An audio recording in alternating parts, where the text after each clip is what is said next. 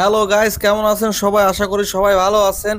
আমরা আজকে যাচ্ছি নিদ্রার চর তালতলি, বরগুনা জেলায় অবস্থিত। খুব সুন্দর একটা জায়গা, মনোরম পরিবেশ।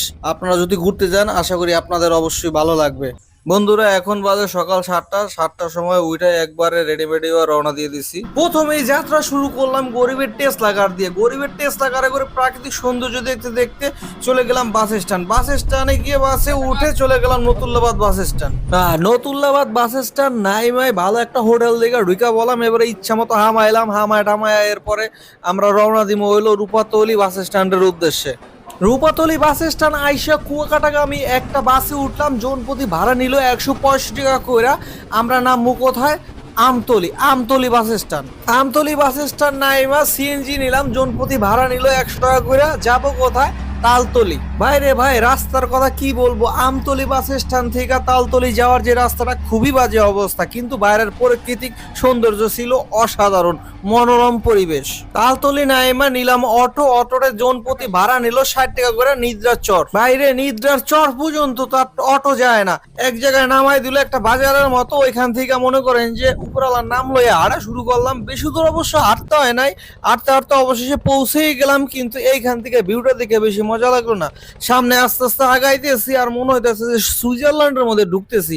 খুবই একটা মানে কি বলবো, মানে খুবই একটা অসাধারণ একটা ব্যাপার স্যাপার। আমার তো খুব ভালো লাগতেছে ভাই। প্রকৃতিকে যারা ভালোবাসেন অরিজিনালি এবং একটা শান্ত নিরিবিলি পরিবেশ যারা চান, একটা নদী থাকবে, সাগর থাকবে, গাছপালা থাকবে, সবুজ চারিদিকে, আপনি যেদিকে তাকাবেন সব জায়গায় সবুজ, মানে এরকম একটা যদি পরিবেশ চান তাহলে অবশ্যই আপনি এখানে আসতে পারেন।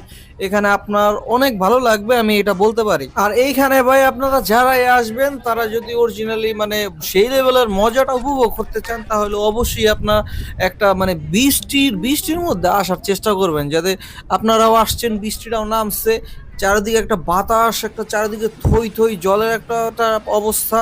কিন্তু আমরা অতটা ফিল পাই নাই, মোটামুটি ফিল পাইছি এবং খারাপও না একেবারে। মানে ওই বৃষ্টিটা নামলে অবশ্য আর একটু ভালো লাগতো বেশি করে, ভিজতে ভিজতে পারতাম ভালো করে। আর একটা কথা ভাই, সবচেয়ে গুরুত্বপূর্ণ একটা কথা বলি, আপনারা যারা এইখানে আসবেন সব সময় মাথায় রাখবেন যে এইখানে কিন্তু তেমন কোনো ভালো হোটেল নাই, থাকার কোনো ওইভাবে কোনো ব্যবস্থা নাই। মানে সিকিউরিটি জোন হিসেবে কিন্তু অতটা কিন্তু এখন পর্যন্ত ডেভেলপ হয় না, তবে ডে বাই ডে উন্নতি হবে। তো অবশ্যই আপনারা দিনের বেলায় আসবেন, আবার দিনের বেলায় চলে যাবেন, সন্ধ্যার আগে চলে যাওয়ার চেষ্টা করবেন। আর একটা ইনফরমেশন হইলো, এই নিদ্রার চর এটা কিন্তু কুয়াকাটা থেকে মাত্র 25 কিলোমিটার দূরে। সবাই ভালো থাকবেন, সুস্থ থাকবেন। আজকে এ পর্যন্তই। পরবর্তী একটা ভিডিও নিয়ে আপনাদের সামনে হাজির হবো, ততক্ষণে আমাকে সাপোর্ট দিয়ে রাখুন। Bye bye.